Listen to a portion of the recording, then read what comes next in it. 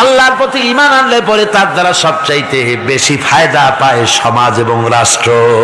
বল আলহামদুলিল্লাহ, বল আলহামদুলিল্লাহ। আল্লাহর প্রতি ঈমানের দ্বারা নৈতিক সংশোধন হয় এবং রাষ্ট্র আর সমাজ সবচাইতে বেশি উপকৃত হয়। কারণ হলো ঈমানদার ব্যক্তি আল্লাহর প্রতি যে ঈমান এনেছে তার মনের মধ্যে ধারণা এটা হয় আমার কোনো কাজ তো গোপন থাকে না। ইন্নাল্লাহা লা ইয়াখফা আলাইহি শাইউন ফিল আরদি ওয়ালা ফিস সামা। আল্লাহর কাছে গোপন বলতে কিছু নাই, আকাশেও নাই, জমিনেও নাই, কোনো কিছু গোপন নাই। সুতরাং আমি যা করি সব আল্লাহ দেখেন এবং শোনেন। এমনকি মানুষ যে কল্পনা করে সে কল্পনাও আল্লাহ টের পায় না, নাকি টের পায় কিনা? ওয়াইন তুবদু মিন আনফুসিকুম আও তুখফুহু ইউহাসিবুকুম বিহিল্লাহ।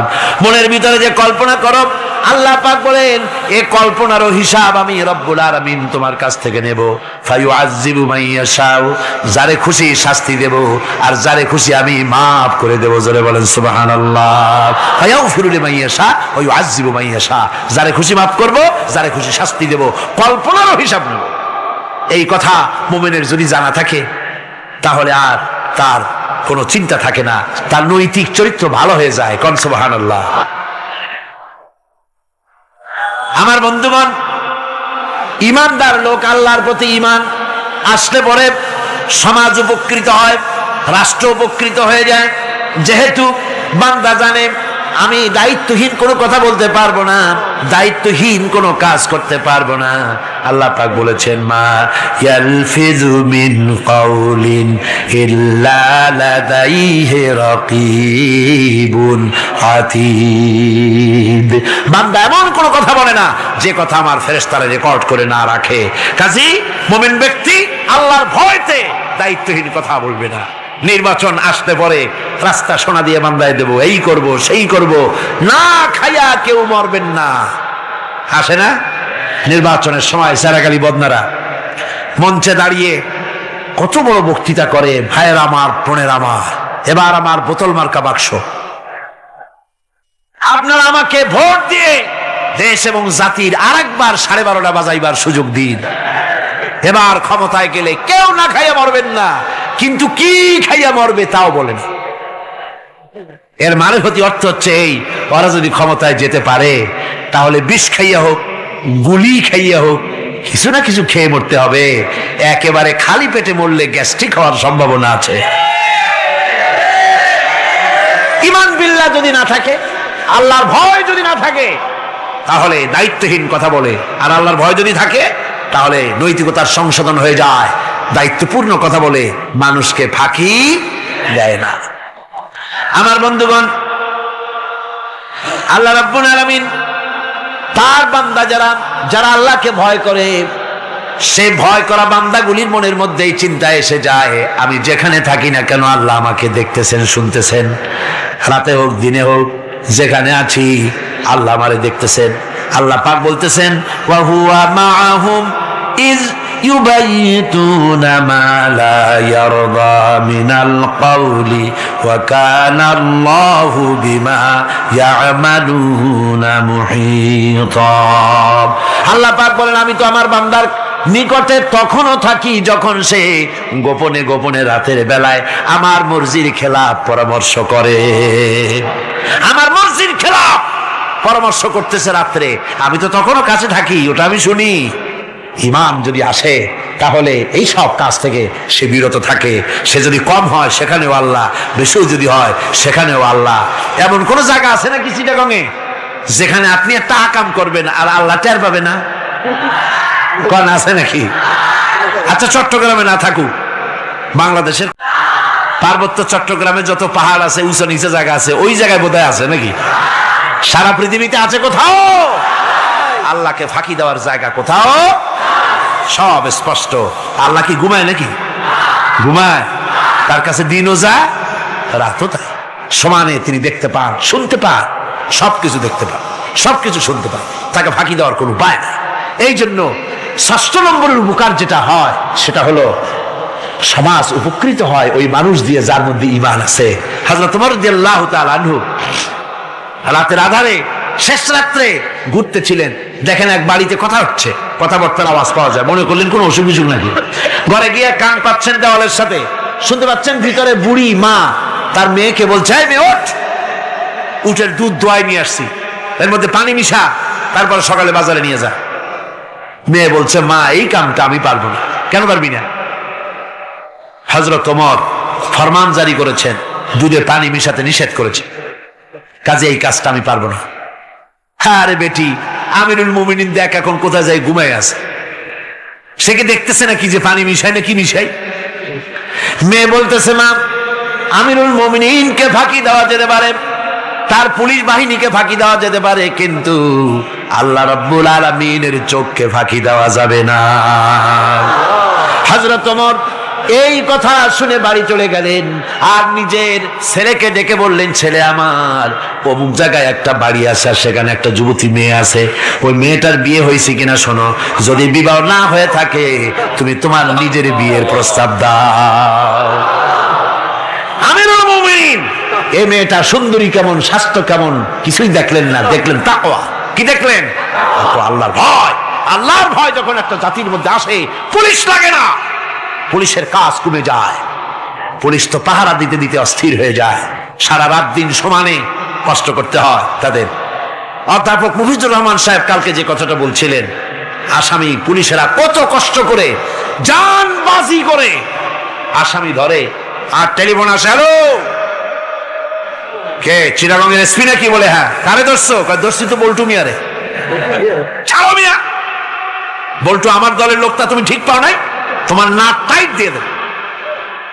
বল্টুরিও ছাড়ো আর তার বন্দুকও ছাড়ো, ঠিক কিনা আমার ভাইয়েরা? সুতরাং ঈমান যদি এসে যায় জাতির মধ্যে, পুলিশের দরকার হবে না, পুলিশ দরকার হবে, কিন্তু তাদের ডিউটি কমে যাবে, আসামিরা আর অন্যায় কাজ কম করবে।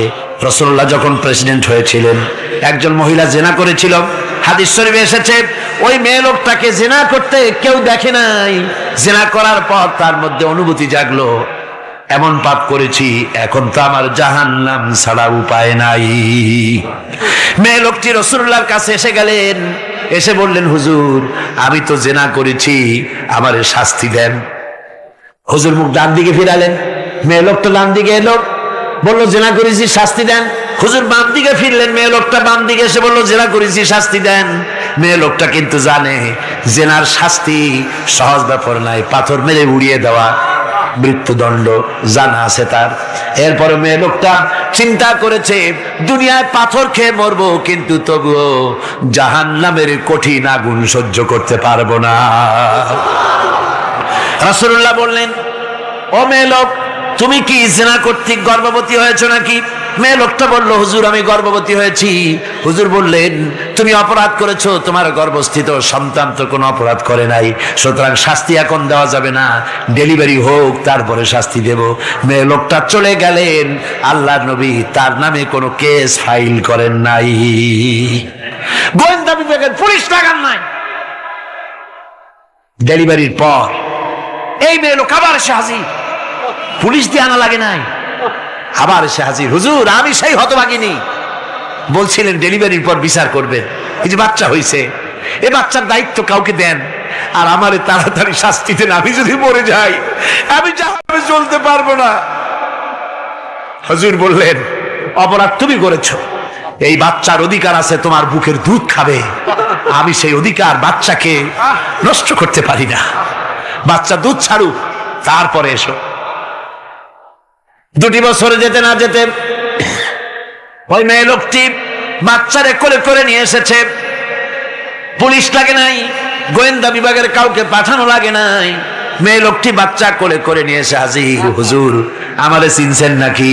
আমি তো সেই হতভাগিনী, জেনা করছিলাম, বিচার চাইছিলাম, ডেলিভারি পরে হবে বলছিলেন, দুধ ছেড়ে দিলে পরে হবে বলেছিলেন, আমার ছেলে এখন দুধ ছেড়ে দিয়েছে, আমি তার রুটি খাওয়া শিখাইছি, দুধ ছাড়া এখন সে বাঁচবে, আমি তার হাতে রুটি দিয়ে আনছি, দেখেন ও রুটি খেতে পারে, আর দেরি করবেন না, আমার বিচার করে দেয়।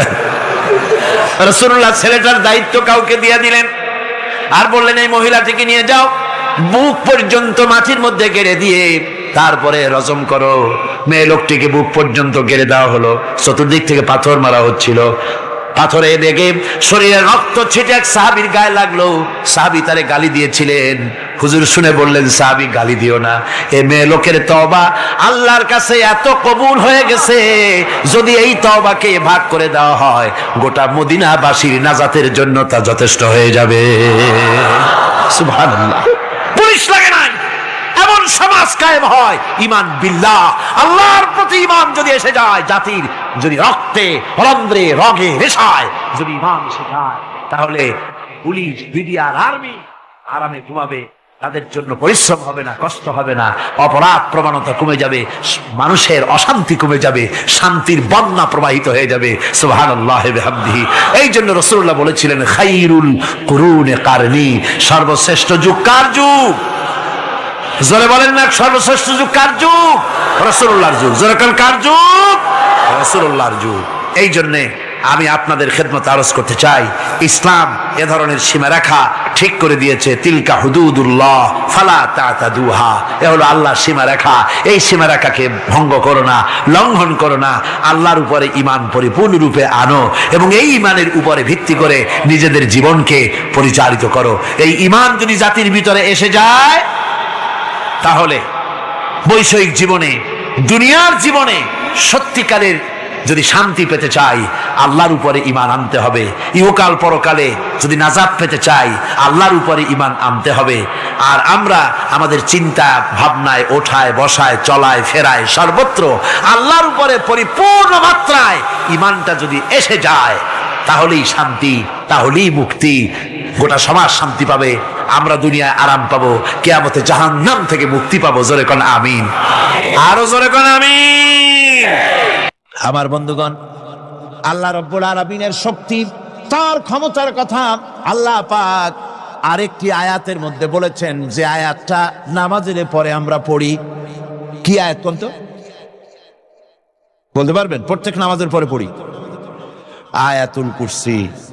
আয়াতুল কুরসি এমন একটা আয়াত, এই আয়াতটি সম্পর্কে রাসূল করিম সাল্লাল্লাহু আলাইহি ওয়াসাল্লাম বলেছেন, ফরজ নামাজের পরে, প্রত্যেক ফরজ নামাজের পরে যে ব্যক্তি আয়াতুল কুরসি পড়বে, আল্লাহ রাব্বুল আলামিন কিয়ামতের দিন আল্লাহর তার প্রতি দায়িত্ব হবে একটাই, যে আল্লাহ পাক ওই ব্যক্তিকে জান্নাত দিয়ে দিবেন। সুবহানাল্লাহ। কেন? এই আয়াতের মধ্যে কি আছে? এই আয়াতে আছে আল্লাহ পাকের তাওহীদের কথা স্পষ্ট করে বলা হয়েছে। আল্লাহু লা ইলাহা ইল্লা হুয়াল হাইয়ুল কাইয়্যুম। পড়েন সবাই, আল্লাহু লা ইলাহা ইল্লা হুয়াল হাইয়ুল কাইয়্যুম। আল্লাহ তিনি, যিনি ছাড়া কোনো ইলাহ নাই, তিনি সদা জাগ্রত, তিনি চিরঞ্জীব। লা তাখুযুহু সিনাতুন ওয়ালা নাওম। আল্লাহ ঘুমায়, আল্লাহ তন্দ্রা যান, আল্লাহ জিমায়, আল্লাহর জিমানি নাই, আল্লাহর তন্দ্রা নাই, আল্লাহ ঘুমান না। সুবহানাল্লাহি ওয়া বিহামদিহি। অহরহ তার সামনে রয়েছে গোটা পৃথিবী, গোটা আকাশ ও জমিন, সমস্ত সৃষ্টি জগৎ তার সামনে। তিনি ঘুমান না, তার কোনো তন্দ্রা নাই, তার কোনো নিদ্রা নাই। আল্লাহ কোথায় আছে? আল্লাহ কোথায়? এটি আকীদার প্রশ্ন, এটি আকীদার প্রশ্ন। আপনাকে বুঝতে হবে, জানতে হবে আল্লাহ কোথায়। আল্লাহ পাক হচ্ছেন আলাল আরশি ইস্তাওয়া। আল্লাহ পাক আরশে আজিমে সদা সর্বত্র বিরাজিত। এ কথার অর্থ কি? এটার অর্থ হলো আল্লাহ পাকের ইলম মুহাইয়া করে রেখেছে গোটা সৃষ্টি জগৎকে, তার ইলমের ভিতরে রয়েছে সব। কথা বুঝতে পেরেছেন? যদি বলেন আল্লাহ সব জায়গায় আছে, তাহলে তো পানির মধ্যে, বাথরুমের মধ্যে, ঘরের মধ্যে, সব জায়গায় আল্লাহ পাককে থাকতে হয়। যে সব জায়গা অবাঞ্ছনীয়, অবান্তর জায়গা, সেসব জায়গায় আল্লাহকে থাকতে হয়। মূল কথা হচ্ছে আল্লাহ সব জায়গায় আছেন। তার অর্থ আল্লাহ পাক আরশের উপরে আছেন, আরশ ইস্তাওয়া, তিনি সর্বত্র বিরাজমান। এ কথার অর্থ হলো আল্লাহর ইলমে, আল্লাহর জ্ঞানের মধ্যে, আল্লাহর নজরের সামনে, আল্লাহর চোখের সামনে গোটা সৃষ্টি জগৎ রয়েছে। সুবহানাল্লাহ ওয়া বিহামদিহি। সুতরাং তার ঘুম নাই, তার নিদ্রা নাই, তার তন্দ্রা নাই। তাই বলে মাঝে মধ্যে খুব ক্লান্ত হন নাকি? না, ক্লান্তি তাকে স্পর্শ করে না। আল্লাহ পাক বলেন, লাহু মা ফিস সামাওয়াতি ওয়া মা ফিল আরদ, আকাশ আর জমিন কার? মান যাল্লাযী ইয়াশফাউ ইনদাহু ইল্লা বিইযনিহি। আল্লাহ পাক বলছেন, কে আছে এমন তার দরবারে তার অনুমতি ব্যতীত সুপারিশ করতে পারে এমন অধিকারও কারো নাই। কিয়ামতের দিন অনেকে মনে করে তো যে অনেক হুজুরদের কাছে মুরিদ হয়ে গেছি, আমারে আর পায় কেনা। কিয়ামতের দিন হুজুররা একজনে ধরবে এক হাত, আর এক হুজুরে ধরবে আর এক হাত, আর দুই হুজুরে ধরবে দুই ঠ্যাং, এরকম চ্যাংদোলা করে ফিকে মারবে, জান্নাতের বারান্দায় গিয়ে মামু বাড়ির মতো সব রিকো লাগাবো। এত সহজ না, এত সহজ নয়। আল্লাহ পাকের পারমিশন ছাড়া কোন পয়গম্বর আল্লাহর সামনে কথা বলতে সাহস পাবেন না। সুবহানাল্লাহ ওয়া বিহামদিহি। আলেম পীর দরবেশ তো দূরের কথা, মান যাল্লাযী ইয়াশফাউ ইনদাহু ইল্লা বিইযনিহি, আল্লাহর পারমিশন ছাড়া কেউ কথা বলার সাহস পাবে না কিয়ামতের দিন আল্লাহর দরবারে। সুতরাং অন্যের উপরে নির্ভর করবেন না, যত বড় পীর হোক অন্যের উপরে নির্ভর করবেন না, নির্ভর করবেন আমলের উপরে। আমল কিসের উপরে? আমল। আমল তৈরি করতে হবে আর ভরসা করতে হবে রহমতের উপরে, আল্লাহর রহমত। কিসের উপরে? আল্লাহর রহমতের উপরে ভরসা করতে হবে। আমার ভাইরা, আল্লাহ পাক বলেন, ইয়ালামু মা বাইনা আইদিহিম ওয়া মা খালফাহুম, বান্দার অগ্রপশ্চাৎ সবই তিনি জানেন। বান্দার সামনে পেছনে ডানে বামে সব খবর তিনি রাখেন। ওয়ালা ইউহিতুনা বিশাইইম মিন ইলমিহি ইল্লা বিমা শাআ, আল্লাহর জ্ঞাত বিষয়সমূহের মধ্যে মানুষের কোনো অধিকার নাই আল্লাহর জানা বিষয়গুলি আয়ত্ত করে, এমন অধিকার কোনো মানুষের নাই। তবে আল্লাহ ইচ্ছে করে যদি কিছু তার নিজের জ্ঞান থেকে জানান, সেটা স্বতন্ত্র কথা। ওয়াসিআ কুরসিয়্যুহুস সামাওয়াতি ওয়াল আরদ, তার সাম্রাজ্য সমগ্র আকাশ এবং জমিন জুড়ে তারই সাম্রাজ্য। সাম্রাজ্য কার? রাজত্ব কার? বাদশাহী কার? ওয়ালা ইয়াউহু হিফযুহুমা ওয়া হুয়াল আলিয়্যুল আযীম। এই সবের রক্ষণাবেক্ষণ এমন কোন কঠিন নয় যা তাকে ক্লান্ত করে দিতে পারে। সুবহানাল্লাহ ওয়া বিহামদিহি। আকাশ এবং জমিন, সমস্ত সৃষ্টি জগৎ, এগুলি এমন কোন ব্যাপার না আল্লাহর কাছে যেগুলি সব কন্ট্রোল করতে গিয়ে তিনি ক্লান্ত হন, শ্রান্ত হন, বিশ্রাম নিতে হয় না। এগুলি কোনো ক্লান্তি শ্রান্তি আল্লাহ পাককে স্পর্শ করেন না। তিনি হচ্ছেন মহান, তিনি এক মহান সত্তা, মহান স্রষ্টা। আল্লাহর জ্ঞান এবং ক্ষমতা সর্বাধিক, সবচাইতে বেশি জ্ঞান এবং ক্ষমতা আল্লাহ সুবহানাহু ওয়া তাআলা। তার চাইতে বড় ক্ষমতা, তার চাইতে বেশি জ্ঞান আর কারো হতে পারে না। কোরআনে কারিমে আল্লাহর জ্ঞান এবং ক্ষমতা আর গুণাবলী সম্পর্কে আল্লাহ পাক বলছেন, এগুলি আমাদের জানা দরকার। আল্লাহকে শুধু আল্লাহ হিসাবে মানলে হবে না, তার গুণ জানতে হবে, তার ক্ষমতা জানতে হবে।